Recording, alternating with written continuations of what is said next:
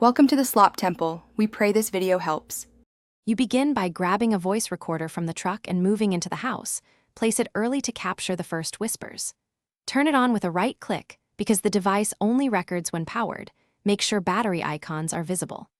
Once on, set it down on the floor or a table within 1 to 2 meters of where you expect activity. This improves pickup of low-volume phrases. Starting now increases your odds of catching clear EVPs later, so don't delay.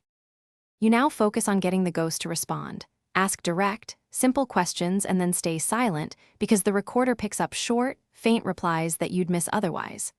Once done with a question, wait 10 to 20 seconds. Patience matters.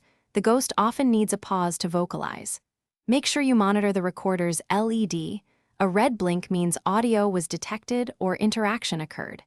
If the ghost reacts to provocation, move back to safety. You finish by collecting the recorder after the session and immediately reviewing clips in the truck or the game menu, because quick review helps you identify usable EVPs.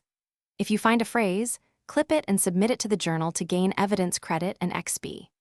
If there's no clear audio, make sure placement was close and unobstructed, verify the recorder was on and had power, and reduce ambient noise.